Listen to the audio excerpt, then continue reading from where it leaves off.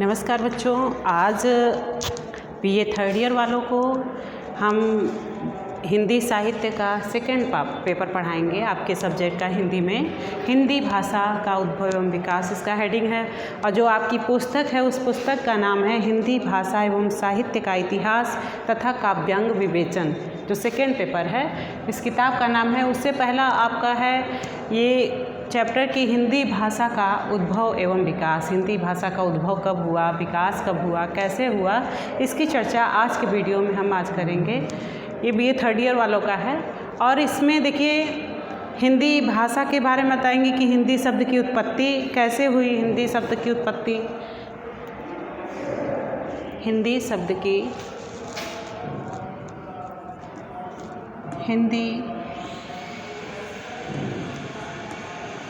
शब्द की उत्पत्ति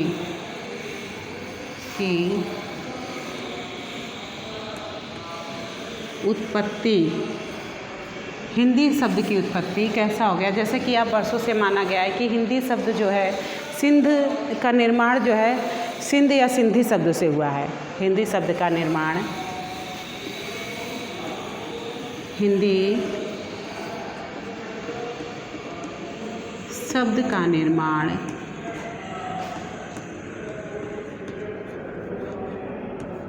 इस शब्द का निर्माण सिंध व सिंध शब्द से माना जाता है। वह शब्द से माना जाता है, से माना जाता है। जो सिंधु नदी थी उसी से कहते हैं कि उस समय जो हिंदी शब्द का निर्माण सिंध व सिंधी शब्द से हुआ है। और प्राचीन काल से इस शब्द का जो अर्थ था उससे आधुनिक अर्थ तक पहुँचते पहुँचते ये शब्द जो है कई सदियों की लंबी यात्रा की है। और ऋग्वेद में सिंध शब्द नदी के अर्थ में, जैसे एक नदी था, सिंध नदी के किनारे जो वहाँ के प्रवासी जो वहाँ बसे हुए थे उनके जो भाषा का प्रयोग होता था। कहते हैं कि जब शब्द 7 नदियों के अर्थ में भी व्यवहार हुआ है। यह स्थान वह प्रदेश के अर्थ में व्यवहार है कि जहाँ सिंध जब ईरान पहुँचा तो वहाँ की जो प्राचीन भाषा अवस्था के इस व्यवहार हिंदू और हप्तहिंदू तथा हिंदू आदि रूपों में हुआ। लेकिन संस्कृत की जो स ध्वनि है, जो संस्कृत की स ध्वनि का ह में तथा महाप्राण व्यंजनों का अल्प प्राण व्यंजनों में प्रयोग अवस्था के लिए सामान्य बनता है। संस्कृत में जो स है वही हिंदी में क्या हो जाता है, ह हो जाता है। संस्कृत में स और हिंदी में क्या हो जाता है, ह। आप जानते हैं कि पुरानी भाषा हमारी जो प्राचीन भाषा संस्कृत ही थी। प्राचीन भाषा संस्कृत को मानी गई है। इसके बाद जो आपका क्रम है वो संस्कृत के बाद पाली, प्राकृत, अवहट, अपभ्रंश के बाद है फिर ये हिंदी का है। आप देखिए इसमें बताया जाएगा कि आपको कि ये जो इस प्रकार हिंदू तथा हिंदू शब्द जो है संस्कृत सिंध शब्द के उच्चारण से भेद मात्र है, लेकिन प्रयोग की यह परंपरा आगे बढ़ती गई और मध्य ईरानी काल में इसके साथ एक प्रत्यय इक जोड़कर हिंदी शब्द भारत देशवासियों के लिए तथा यहाँ से जो गई हुई वस्तुओं के नाम के साथ व्यवहार होने लगा। वही थोड़े समय बाद इस शब्द का अंतिम व्यंजन क और ग लुप्त हो गया और हिंदी तथा हिंदुस्तान के निवासियों तथा यहाँ की वस्तुओं के अर्थ में व्यवहारित होने लगा। इस प्रकार हिंदी शब्द ईरानियों द्वारा विकसित शब्द है। ऐसा आप देखते हैं अक्सर एग्जाम में भी पूछता है ये कि आगे चलकर जो हिंद देश के निवासियों की भाषा के लिए भी हिंदी शब्द का व्यवहार हुआ। लेकिन यहाँ बात स्पष्ट कर देना आवश्यक ये है कि हिंदी शब्द का विकास संस्कृत की सिंधी शब्द से भले ही हुआ हो, लेकिन इसका जो व्यवहार है वो सिंध प्रांत में बोली जाने वाली भाषा के रूप में नहीं हुआ। जिन ईरानियों के माध्यम से इस शब्द का विकास प्राप्त हुआ था उन्होंने इसे गुजरात से लेकर मध्य देश तक की भाषा के रूप में स्वीकार किया। अरब यात्री मसूद कहते हैं कि 303 हिजरी लिखता है कि सिंध में वहाँ की अपनी भाषा है जो हिंद की भाषाओं से भिन्न है। इस प्रकार अरब यात्रियों ने सिंध और हिंद प्रदेश को अलग माना है और कश्मीर की तराई से सिंध नदी के किनारे तक वे सिंध तथा गुजरात से लेकर भीतरी देश को हिंद कहते हैं। ऐसा अरब यात्रियों द्वारा भारत देश की भाषा का हिंदी नामकरण बहुत व्यापक अर्थ रखता है। हिंदी के अंतर्गत उन्होंने यहाँ की सभी प्राचीन भाषाओं, जैसे कि हिंदी तो अभी भाषा आई थी, लेकिन जितनी भी प्राचीन भाषाएं थी, जैसा कि संस्कृत आपने सुना, संस्कृत और पाली, प्राकृत, अपभ्रंश, कहते हैं कि ये इसको भी स्वीकार किया। इस प्रकार भारत में रहने वाली फारसी लेखक, जो भारत में रहने वाले जितने भी फारसी लेखक थे, सामान्य रूप से भारत के और मध्य देश में बोली जाने वाली सभी साहित्यिक और देसी भाषाओं के लिए हिंदी शब्द का व्यवहार करते थे, अर्थात प्रयोग करते थे। इस बात का समर्थन जैसे 13वीं 14वीं सदी के फारसी अरबी के प्रकांड पंडित अमीर खुसरो की खालिक बारी कोश नामक रचना में भी होता है। जैसा हमने आदिकाल में बताया था, अमीर खुसरो का नाम, इनकी रचना थी खालिक बारी, जिन्होंने सबसे पहले हिंदी खड़ी बोली का प्रयोग किया था। उन्होंने कहा अपने खालिक, इसमें रचना हुआ और उन्होंने भारतीय भाषाएं इस प्रकार माना, सिंधी, लाहौरी, काश्मीरी, बंगाली, गौड़ी, इन्होंने आसपास की भाषा को माना। इससे लगता है कि खुसरो के समय तक हिंदी नाम की कोई विशिष्ट भाषा नहीं थी, लेकिन खुसरो ने ही हिंदी या हिंदवी अथवा विशिष्ट अर्थ भी धारण करने लगती है। उन्होंने अपनी देसी भाषा की कविताओं भाषा हिंदी तथा हिंदवी बताया है। आगे चलकर जो दिल्ली के आसपास बोली जाने वाली देसी भाषा और अरबी भाषा फारसी के मेल से बनी भाषा को हिंदवी, हिंदुस्तानी, दक्षिणी हिंदी कहा गया। और दक्षिणी हिंदी का प्रचुर साहित्य आज भी उपलब्ध है, जो हिंदी साहित्य के इतिहास का भिन्न अंग है। उसे आधुनिक उर्दू का प्रारंभिक रूप भी कहा जाता है। और धीरे धीरे भाषा ज्यों का त्यों प्राचीन साहित्यिक संस्कृत उपाश्रय लेती गई और इसका नवीन रूप विकसित हो गया। 20वीं सदी के प्रारंभ तक, जैसे 19वीं सदी से ही यह संस्कृत के संपर्क में नया रूप धारण करने लगी। 20वीं सदी के प्रारंभ तक यह अरबी और फारसी के शब्दों का सहारा छोड़ पूर्णतः संस्कृत का सहारा लेकर एक श्रेष्ठ साहित्यिक भाषा बन गई। और आधुनिक युग जो में हिंदी शब्द के इसी साहित्यिक भाषा का अर्थ ग्रहण किया गया और साहित्यिक भाषा के रूप में हिंदी आज भारत की अन्य साहित्यिक भाषाओं में सबसे विस्तृत भाषा है। देखिए, आज भारत की जितनी भी साहित्यिक भाषाएं हैं, बोलियां हैं, इसमें सबसे विकसित रूप किसका है? हिंदी का ही है। और इन्होंने कहा कि इसमें देखिए, कहते हैं कि जितने भी इसमें बोलने वालों की संख्या लगभग 40 करोड़ है और भारतीय संविधान के आधार पर बिहार, उत्तर प्रदेश, मध्य प्रदेश, राजस्थान, दिल्ली आदि प्रदेशों की भाषा है। और पंजाब, हरियाणा तथा हिमाचल प्रदेश के अधिकतर भाग भी हिंदी भाषा भाषी हैं। इस प्रकार प्रारंभ में भारतवासियों तथा यहाँ से बाहर जाने वाली वस्तुओं के विश्लेषण के रूप में प्रयुक्त होने वाला हिंदी शब्द आधुनिक युग में एक श्रेष्ठ साहित्यिक भाषा के अर्थ में विकसित हो गया है। जैसा कि आपने देखा, हिंदी प्रदेश विस्तार और बोलियां कैसे है, इसका उद्भव और विकास कैसे हुआ था। हिंदी शब्द की उत्पत्ति तो ऐसे हुआ, सिंधु नदी वहाँ के रहने वाले ईरानियों का हुआ। हिंदुस्तानी का भी सबने अपने अपने तरीके से कवियों ने कहा, लेकिन ये सिंध निर्माण सिंध और सिंधी शब्द से हुआ। और ये कब हुआ था, इसका उद्भव और विकास, मतलब इसके पहले क्या था, कैसे था, इस हिसाब से इसके आगे इसको समझाते हैं कि इसमें क्या क्या हुआ था और कैसे हिंदी भाषा का विकास हुआ था। अब देखिए, अब इसके बाद जो है इसका भाषा का विकास, भाषा की उत्पत्ति, जो हिंदी भाषा की उत्पत्ति कैसे हुई, शुरुआत कैसे हुआ। जैसा कि भाषा किसे कहते हैं, जो इसकी परिभाषा और अभी बताएंगे कि भाषा की परिभाषा क्या होती है। लेकिन अभी थोड़ा सा हिंदी का ये देख लेते हैं कि कब इसका विकास, हिंदी कैसे आई, इसकी प्राचीन, इसके पुराने, पहले कैसे विकास हुआ था, उत्पत्ति कैसे हुई थी, इसके जो पहले कौन सी भाषा थी। तो भाषा जो संस्कृत के भाष धातु से बनी है और संस्कृत जो हमारी सबसे प्राचीन भाषा है। आप जानते हैं कि इसका समय बताया गया है कि बहुत पहले कि 500 से पहली शताब्दी जो था, संस्कृत को पुरानी भाषा माना गया, मातृभाषा भी कहा गया है। जैसा कि पहला संस्कृत भी दो, उसमें मानव की उत्पत्ति का प्रधान ग्रंथ जो माना गया है कि मानव जो उत्पत्ति हुई थी, पहला ग्रंथ, 4 ग्रंथ आप जानते होंगे, ऋग्वेद, सामवेद और यजुर्वेद, अर्थवेद। और इसमें जो मानव की उत्पत्ति का जो प्रथम ग्रंथ माना गया है वो ऋग्वेद को माना गया है, जो भी संस्कृत भाषा में। और संस्कृत जो इसका भी 2 रूप था, वैदिक संस्कृत और उत्तर संस्कृत। वैदिक संस्कृत में था कि ऋग्वेद, यजुर्वेद, सामवेद, अर्थवेद, जो चारों वेद हैं ये वैदिक संस्कृति में आते हैं। ये चारों वेद जो हैं वैदिक संस्कृति में इसका वर्णन है, इनकी रचनाओं का वर्णन है वैदिक संस्कृत भाषा में, जिसमें वेद पुराण, वेदों की भाषा।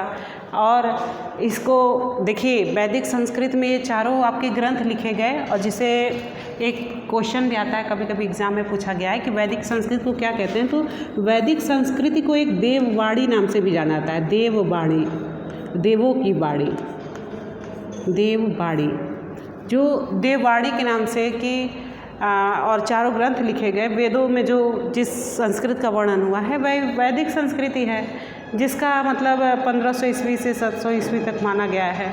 और ये संस्कृत जो होती है सबसे प्राचीन भाषा है। प्राचीन भाषा तो इसको माना ही गया है कि मातृभाषा या प्राचीन भाषा है, प्राचीन भाषा है संस्कृत।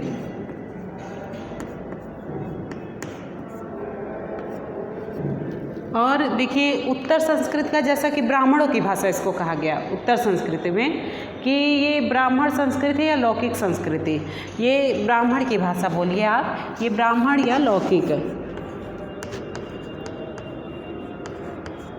ब्राह्मण संस्कृति या लौकिक संस्कृति, जैसा जहाँ सबसे ज़्यादा प्रयोग जिसका बोली भाषा जन भाषा में किया जाता था, लौकिक संस्कृति। और रचनाएं भी अक्सर लिखी गई हैं, तो ये उत्तर संस्कृत में आता है। दो में आता है, ब्राह्मण संस्कृत का हो गया और लौकिक हो गया, जिसमें कि इन्होंने रामायण लिखा गया है। उत्तर संस्कृत में रामायण लिखा गया, महाभारत लिखा गया, आरण्यक, उपनिषद, वेदांग, पुराण, ये सब के इसमें लिखा गया था, उत्तर संस्कृत में लिखा गया था। उसमें वेदों की, जिसको देववाणी नाम से जाना जाता है, उत्तर संस्कृत को ब्राह्मण संस्कृत कहा गया है, लौकिक संस्कृत कहा गया है। और इस समय जो रचनाएँ होती थी, जैसे रामायण, महाभारत, आरण्यक जो है, उपनिषद है, वेदांग, पुराण जो है, ये किसमें रचना होती थी? उत्तर संस्कृत में। अब इसके बाद जो है आपका आ जाता है जब पाली भाषा का, संस्कृत के बाद आता है पाली भाषा, जो बौद्ध धर्म का प्रचार प्रसार किया। आपने देखा ना, संस्कृत के बाद पाली। अब क्रम कभी कभी एग्जाम में पूछता है, क्रम संस्कृत, पाली, प्राकृत, अपभ्रंश, ऐसे क्रम है। पहले संस्कृत है, फिर पाली, फिर इसके बाद आता है, संस्कृत के बाद आता है पाली। पाली भाषा का जो प्रचार प्रसार हुआ था बौद्ध धर्म में हुआ था। जो बौद्ध धर्म की जो रचनाएं थी वो किस में आती थी? पाली भाषा में लिखी गई थी। बौद्ध धर्म की रचनाएं या उस समय की भाषा भी थी पाली भाषा में। ये समय भी माना गया है कि बौद्ध धर्म का प्रचार प्रसार किस भाषा में हुआ था, तो पाली भाषा में हुआ था। अब पाली भाषा में जो हुआ उसे के बाद जो है प्राकृत भाषा, पाली के बाद प्राकृत, संस्कृत हो गया, फिर पाली हो गया, फिर क्या था? प्राकृत। ये जैन धर्मों का, मतलब इनमें देखिएगा जैन धर्म का प्रचार प्रसार हुआ। जैन धर्म की जो रचनाएं लिखी गई थी वो प्राकृत भाषा में लिखी गई थी। जैन धर्म की जो रचनाएं हैं वो प्राकृत भाषा में है। अब जो प्राकृत भाषा के बाद फिर इसके बाद है अवहट्ट आता है, अपभ्रंश जिसको कहते हैं, अपभ्रंश। अब पाली प्राकृत के बाद आता है अपभ्रंश, फिर इसके बाद ही आता है हिंदी। जैसे कभी क्रम पूछता है तो आप इसमें ये भी रहेंगे अपभ्रंश। अब इसे क्रम से बताएंगे सभी को किसका क्या है। अपभ्रंश में जो है आपको अपभ्रंश जो है, अवहट्ट इसका एक दूसरा नाम अवहट्ट है। इसको बिगड़ी भाषा भी कहते हैं। बहुत लोग भ्रष्ट भी माना गया है, थोड़ा सा सबका बिगड़ा हुआ रूप है ये, इसको भ्रष्ट भाषा भी कहा जाता है। अपभ्रंश में या अवहट्ट में आदिकाल में जो रचनाएं होती थी, पिंगल पिंगल, आप अपभ्रंश का सबसे ज़्यादा प्रयोग उसी आदिकाल में रचनाओं जो होती थी इसी भाषा का प्रयोग होता था। और इसमें देखिए इसको अवहट्ट का नाम भी दिया गया है। अपभ्रंश का एक भ्रष्ट भी कहा जाता है, एक बिगड़ी भाषा भी का नाम दिया गया। इसके बाद से जो हिंदी आता है, हिंदी का प्रचार प्रसार तहाँ से शुरू होने लगा। अब रही बात भाषा की, आपको भाषा बताना कि भाषा के जो विविध पक्षों का विचार करने से पूर्व एक बार भाषा के मात्र थोड़ा सा उसकी व्युत्पत्ति बताते हैं कि भास धातु से जो हुई थी, जिसका आशय है बोलना। जो भास धातु है इसका जो आशय क्या होता है? बोलना। भास माने होता है बोलना या कहना, जो अपना संप्रेषण, जो बात हम कहते हैं बोलना, भास का अर्थ होता है, भास का अर्थ होता है बोलना। अब है कि जिसका ऐसे बोलना होता है भाषा मानव की सर्वोत्कृष्ट उपलब्धि है और संपूर्ण मानव समाज को एक दूसरे के समीप लाने में भाषा की महत्वपूर्ण भूमिका होती है। जब एक दूसरे जो संप्रेषण होता है, बातों का आदान प्रदान होता है, वो भाषा के माध्यम से होता है। हम बस यही 15 मिनट और कर दें। अब देखिए, भाषा की परिभाषा भी संपूर्ण मानव समाज को जो एक दूसरे के समीप लाने में जो भाषा की भूमिका है, महत्वपूर्ण भूमिका है। जैसा कि आप लोग जानते हैं, अगर हम लोग एक दूसरे की भाषा न समझते, न बोलते, न कह पाते तो कैसे होता। जब हम आपकी भाषा नहीं समझ पाते तो हम कैसे अपनी बात को आपके सामने सुना पाते, या फिर आप भी हमारी भाषा नहीं समझते तो ये पढ़ाने का कोई महत्व क्या रह जाता। भाषा की बहुत महत्वपूर्ण भूमिका है जो एक दूसरे के संप्रेषण में, आदान प्रदान में, विचारों के आदान प्रदान में एक महत्वपूर्ण भूमिका निभाती है। ये भाषा है। जैसे हमारी भाषा कुछ और होती, हम मलयालम बोलते, आप तमिल बोलते, तो हम बोलते ही जाते हैं, आप सुनते ही जाते हैं, ना आपके समझ में आता है, ना ही हम आपकी बात समझ में आते हैं। ऐसा ही होता है ना। जब भाषा का आदान प्रदान कैसा होता है कि आप भी हमारी भाषा को क्या करते हैं, जानते हैं, तभी तो हमारी बात को समझ पाते हैं कि हम क्या कहना चाहते हैं। यही भाषा की भूमिका है कि स्वीट कवि ने कहा है, स्वीट के अनुसार ध्वन्यात्मक शब्दों द्वारा विचारों को प्रकट करना ही क्या है, भाषा है। और जेफसन का विचार है कि मनुष्य ध्वन्यात्मक शब्दों द्वारा अपना विचार प्रकट करता है। मानव मस्तिष्क वस्तुतः विचार प्रकट करने के लिए ऐसे शब्दों का निरंतर व्यवहार करता है। इस प्रकार के कार्यकलाप को भी क्या कहते हैं, भाषा की ही संज्ञा दी जाती है।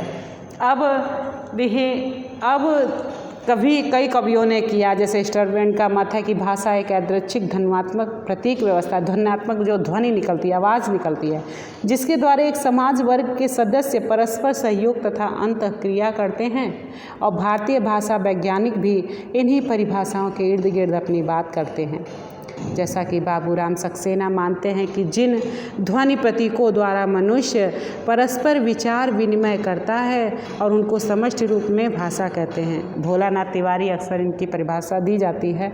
भाषा उच्चारण अवयवों से उच्चरित मूलतः प्राय यादृच्छिक ध्वनि प्रतीकों की वह व्यवस्था है जिसके द्वारा किसी भाषा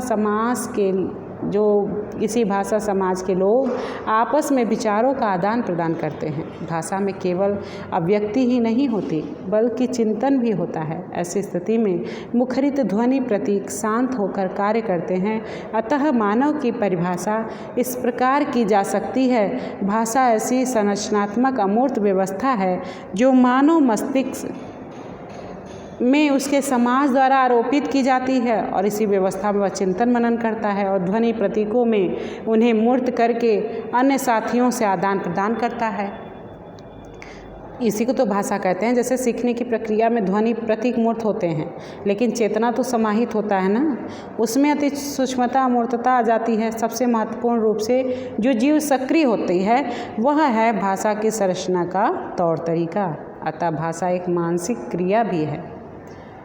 प्रतीक की चर्चा किसे कह जाती है? प्रतीक आप प्रयोगवाद से ही सुनते आ रहे हैं। प्रतीक क्या है? प्रतीक जैसे मानते हैं कि प्रतीक हम किसके प्रतीक है? सत्य के प्रतीक हैं। इसको देखने से ही लगता है ये किसका प्रतीक है? सत्य का प्रतीक, अर्थात ये सत्य बोलता होगा, हमेशा सत्य बोलता है। ये प्रतीक मतलब होता है उसकी एक परछाई, उसका एक निशान। जैसे प्रतीक की चर्चा, प्रतीक विशेष प्रकार के संकेत हैं। कुछ घटनाएं या पदार्थ ऐसे होते हैं जिसके द्वारा अन्य घटनाओं तथा पदार्थों का निर्देशन होता है, अर्थात वह विशिष्ट घटना या वस्तु को देखकर हमारा ध्यान किसी अन्य के प्रति आकृष्ट हो जाता है। साहित्य में प्रतीक का तात्पर्य है उससे बहुत अधिक व्यापकता है। भाषा विज्ञान में प्रयुक्त प्रतीक शब्द की है। भाषा का हर शब्द जो ध्वनियों के संयोजन से निर्मित है वह वस्तु जगत की किसी वस्तु या भाव का प्रतीक है।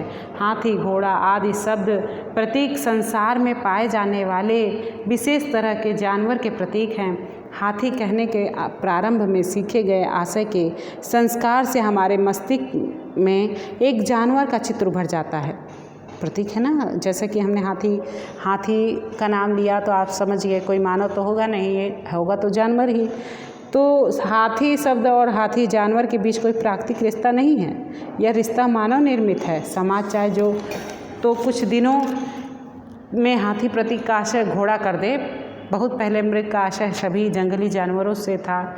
हाँ, बाद में यह हिरण के लिए सीमित हो गया। बंदर का पर्याय शाखा मृग, मृग के पुराने अर्थ को मतलब बताता है। और भाषा की जो विशेषताएं हैं, अब आपका आ गया भाषा की विशेषताएं कि भाषा में तो अपना सभी कवियों ने अपना परिचय दिया कि भाषा किसे कहते हैं, किसके अनुसार होता है, और कि मतलब भाषा जो आदान प्रदान किया जाता है। तात्पर्य जैसे हिंदी भारत में जो बोली जाने वाली भाषाओं से है, परंतु आधुनिक युग में इसका प्रयोग एक ऐसी साहित्यिक भाषा के रूप में किया गया जिसका सीमा विस्तार पश्चिम से जैसलमेर और उत्तर पश्चिम में अम्बाला और उत्तर में शिमला से लेकर नेपाल के पूर्वी किनारे तक के पहाड़ी क्षेत्रों का, दक्षिणी भाग पूर्व में भागलपुर, दक्षिण पूर्व में रायपुर तथा दक्षिण पश्चिम में खंडवा तक है। साधारणतः इसके इतने विस्तृत भूभाग की साहित्यिक रचनाओं, स्कूली शिक्षा तथा सामान्य बोलचाल की भाषा में भी हिंदी शब्द का व्यवहार होता है। इस विस्तृत भूभाग में फैली हुई जनता में बोली जाने वाली भिन्न भिन्न बोलियां भी हिंदी की बोलियां कही जाती है। जैसे कि आपकी बोली उपभाषा अभी आपको बताएंगे। थोड़ा सा ये विशेषताएं जो हैं भाषा की संरचना ऐसी वाक् ध्वनियों से होती है। भाषा की जो विशेषताएं, भाषा की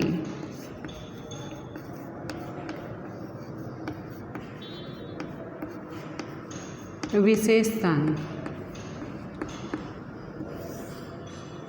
भाषा की विशेषताएं। अब भाषा की विशेषताएं में है कि भाषा की जो संरचना ऐसी वाक् ध्वनियों से होती है जिन्हें विश्लेषित करके अलग अलग पहचाना जा सकता है। संसार की प्रत्येक भाषा अनेक ध्वनियों में से कुछ को ही चयनित करती है। भाषिक ध्वनियों का प्रत्येक भाषा में कुछ निश्चित एवं मानक्रम होता है जिसके द्वारा ये वस्तुओं, भावों और क्रियाओं का नामांकन करती हैं, और प्रत्येक भाषा दूसरी भाषा के संरचनात्मक दृष्टि से भिन्न होती है और उसके द्वारा निर्मित प्रतीक भिन्न तो होते ही हैं, उनकी अर्थव्याप्ति जो भी अलग अलग होती है। जैसे भाषा अद्यांत एक सामाजिक वस्तु है। भाषा का अर्जन, संप्रेषण भाषा समाज के अंतर्गत ही होता है। किसी समाज की भाषा के द्वारा ही वहाँ की सभ्यता और संस्कृति का परिचय प्राप्त होता है। ऐसा देखते हैं कि नहीं, लोग बताते हैं ना इनकी भाषा बहुत अच्छी है, भाई कहाँ के रहने वाले हैं, किस देश के रहने वाले हैं, बड़ा सभ्य हैं। ऐसा करके मालूम होता है कि समाज अपनी मान्यताओं, विचारों, रीति रिवाजों का ज्ञान भाषा के द्वारा अगली पीढ़ी को हस्तांतरित करती है। शिशु में यद्यपि भाषा सीखने की असाधारण शक्ति तथा क्षमता होती है, लेकिन वह पहले से कोई भाषा सीख कर नहीं आता। शिशु जो छोटा बालक होता है, कोई भाषा वो पहले से नहीं सीख के आता, वो यहाँ समाज में रहकर, लोगों के बीच में रहकर उस भाषा को स्वीकार करता है और वह सीखता है। जैसा कि मानवीय भाषा में प्रत्यक्ष अप्रत्यक्ष रूप से विनिमयता रहती है। इसका तात्पर्य यह है कि वक्ता और श्रोता की उपस्थिति अनिवार्य है। वक्ता मतलब जो बोलने वाला, श्रोता मतलब सुनने वाला। भाषा में उत्पादक क्षमता होती है, अर्थात उसके संरचना नियमों के दायरे में रहकर यह व्यक्ति अनेक तरह के वाक्यों की संरचना का प्रयोग करता है। चूँकि भाषा अनुकरण में से सीखी जाती है और अनुकरण की अपूर्णता तथा अन्य सामाजिक कारणों से कुछ शताब्दियों बाद भाषा में परिवर्तन हो जाता है, और इससे सिद्ध होता है कि भाषा एक गत्यात्मक प्रक्रिया है, मतलब चलती रहती है, और भाषा स्थूलता से सूक्ष्मता की ओर विकसित होती है, और समाज के आशयों एवं आकांक्षाओं के आधार पर इसमें न्यूनता एवं व्यक्ति की क्षमता में जो है समृद्धि होती है। भाषा की अनिवार्यता के बारे में बताएं, और इसमें देखिए इसका भेद भी है, भाषाओं के भेद, भाषा की विशेषता, भाषा की उत्पत्ति। अब इसमें है कि इतिहास और प्रयोग की दृष्टि से भाषा के जो भेद हैं, भाषा के भेद, भाषा के भेद विशेषताएं हुई। अब भाषा के भेद है कि इतिहास और प्रयोग की दृष्टि से मानव के अनेक रूप निर्मित हो जाते हैं। भाषा का वह रूप जिसे आदिम कहा जाता है, आदिम समय से, जो किसी प्रसूत नहीं हुई बल्कि अनेक भाषाओं की जन्मदात्री है, उसे आदि भाषा का प्रोटो स्पीच या मूल भाषा कहा गया है। मूल भाषा से तो भौगोलिक तथा ऐतिहासिक कारणों से अनेक भाषाओं तथा बोलियों का विकास हुआ है और परवर्ती भाषाओं तथा बोलियों में पुनः वर्ग उपवर्ग का शाखाएं उपशाखाएं बनी। मूल भाषा जिसे भारोपीय भाषा कहते हैं कि अगले विकास क्रम में ग्रीक, वैदिक, संस्कृत आदि प्राचीन भाषाएं हैं और कालांतर में इसके मध्यकालीन तथा आधुनिक स्वरूप का निर्माण हुआ और संस्कृत के बाद पाली, प्राकृत, अपभ्रंश तत्पश्चात हिंदी, बंगला, उड़िया आदि भाषाओं का ऐतिहासिक क्रम में उल्लेख किया जाता है। जैसा कि सबसे पुरानी भाषा थी आपकी संस्कृत, फिर पाली, फिर प्राकृत, फिर अपभ्रंश, अब फिर इसके बाद आती है आपकी हिंदी। अब इसमें व्यक्ति बोली भौगोलिक दृष्टि से, जैसे बोली लघुत्तम व्यक्ति बोली किस भाषा समाज में आने वाला व्यक्ति अपनी कुछ विशेषताओं के कारण भाषिक विभेद को प्रदर्शित करता है, यद्यपि वह विभेद ऐसा नहीं होता कि वह अन्य व्यक्तियों के द्वारा समझा न सके। मनुष्य में भाषा सीखने की प्राकृतिक क्षमता है, किंतु सीखने का कार्य किसी भाषा समाज में हो सकता है जिस समाज में वह जन्म लेता है, जहाँ पलता है वहाँ की भाषा वो क्या करता है, सीख लेता है। वह केवल छोटे से समूह में प्रचलित बोली को ही नहीं बल्कि व्यापक धरातल पर प्रस्तुत जो प्रयुक्त मानक भाषा है उसका भी आवश्यकता अनुसार वो क्या कर लेता है, विदेशी भाषा भी सीखता है। उसके सामाजिक संबंधों का जैसे जैसे विस्तार होता है वैसे वैसे उसकी भाषिक क्षमता, भाषिक शैली का विस्तार होता है। जैसे कि हमारा कोई फ्रेंड है, विदेशी है, कहीं फॉरेन में रहने वाला है या फिर कहीं अन्य जगह रहने वाला है जहाँ की भाषा अलग है, उसके संपर्क में रहकर उसके साथ रखकर हम क्या करते हैं, उस भाषा को भी जान लेते हैं, सीख लेते हैं। यहाँ पे उसी को बताया गया कि वह अलग अलग भाषा प्रयोग में भी अपनी व्यक्तिगत विशेषता को बनाए रख सकता है। अवैध क्षेत्र में पैदा हुआ बालक कुछ दिनों तक गांव में रहकर अपनी बोली सीखता है, फिर स्कूल जाकर मानक हिंदी तथा अंग्रेजी सीखता है। ऐसा होता है ना कि जैसे अपने परिवार में है, जैसे दादी घर में मम्मी पापा लोग बोलते हैं वैसा ही बच्चा बोलता है, लेकिन जैसे ही वो क्या होता है, थोड़ा सा बड़ा होता है, स्कूल जाने लगता है तो वो मानक हिंदी बोलने लगता है, हिंदी बोलने सीख लेता है। जैसा कॉलेज में टीचर बोलते हैं, आसपास लोग बोलते हैं, फिर मानक भाषा सीखता है और अंग्रेजी भी सीख जाता है। एक बोली और दो भाषाओं के ज्ञाता उस बालक की व्यक्ति बोली का निर्धारण कैसे किया जाए, बताइए। यही नहीं, मनुष्य की संपूर्ण जीवन यात्रा में भाषा व्यवहार का स्वरूप भी बदलता जाता है। बचपन में उच्चारण का जो ढंग तथा शब्द ज्ञान की जो सीमा रहती है वह युवा अवस्था में बदल जाती है। अब वृद्धावस्था में इंद्रियों के शिथिल हो जाने पर तथा शारीरिक परिवर्तन के कारण उच्चारण उल्लेखनीय परिवर्तन हो जाता है। व्यक्ति बोली का निर्धारण किसी व्यक्ति विशेष के संपूर्ण जीवन में प्रयुक्त भाषा के आधार पर नहीं किया जाता है। चार्ल्स एफ हाकेट का विचार इस संदर्भ में उल्लेखनीय है। किसी एक व्यक्ति की किसी निर्धारित समय की बोलने की आदत की समग्रता व्यक्ति बोली कहलाती है। कहते हैं कि किसी एक व्यक्ति की किसी निर्धारित समय की बोलने की आदत की समग्रता जो क्या है, व्यक्ति बोली कहलाती है। इसका तात्पर्य यह है कि एक व्यक्ति अलग अलग संदर्भों तथा देश काल में अलग अलग व्यक्ति बोली का प्रयोग करता है, वह अनेक भाषा समाजों का सदस्य बन जाता है और व्यक्ति बोली भौगोलिक सीमा भी क्या होती है, उसकी बदल जाती है, उसके साथ साथ उसकी भौगोलिक सीमा भी बदल जाती है।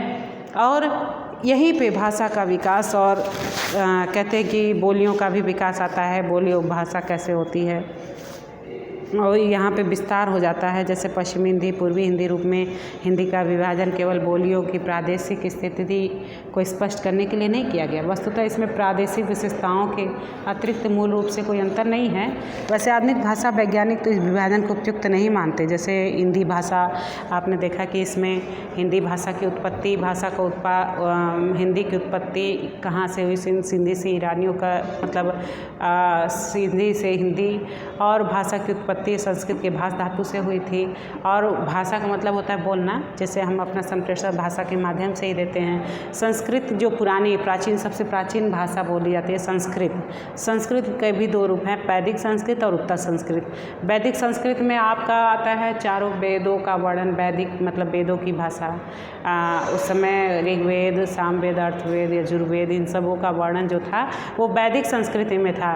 और जिसको वैदिक संस्कृत को एक देववाणी भी नाम से जाना जाता जाता है। फिर इसका उत्तर संस्कृत में जो उत्तर संस्कृत है उसमें भी मतलब 2 नाम से जाना जाता है, ब्राह्मण संस्कृत और लौकिक संस्कृत, जिसका सबसे ज़्यादा प्रयोग किया गया था। लौकिक संस्कृति में था जिसमें आपका रामायण महाभारत आता है, आरण्यक, उपनिषद, वेदांत, पुराण, इन सब की रचनाएँ जो थी वो लौकिक संस्कृति में थी।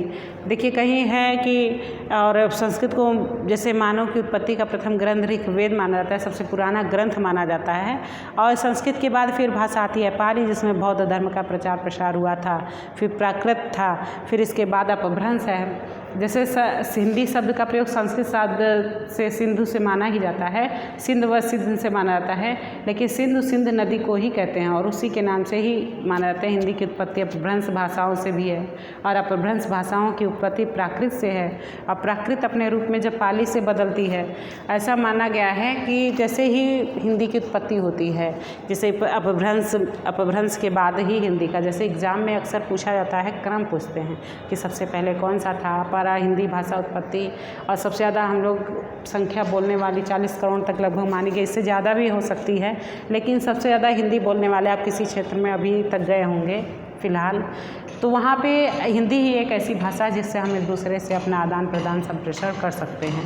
बाकी हम लोग की जो क्षेत्रीय बोली होती है उसके अनुसार बहुत कम ही लोग हैं जो उसको क्या करते हैं, समझ पाते हैं, ऐसा देखते हैं ना। लेकिन इसमें है और हिंदी जो है, हिंदी हम कहीं भी चले जाते हैं, यहाँ तक कि बाहर कभी गए हैं तो वहाँ भी हम हिंदी भाषा को समझने वाले कई लोग हैं। ऐसा आपका इसमें हुआ हिंदी और हिंदी की उत्पत्ति, भाषा की उत्पत्ति, हिंदी भाषा और उद्भव विकास। अब इसके बाद आपकी अगले वीडियो में रहेगा हिंदी बोलियाँ और उसकी उपभाषाएँ और उसकी बोली, ये अगले वीडियो में बताएंगे। ठीक है।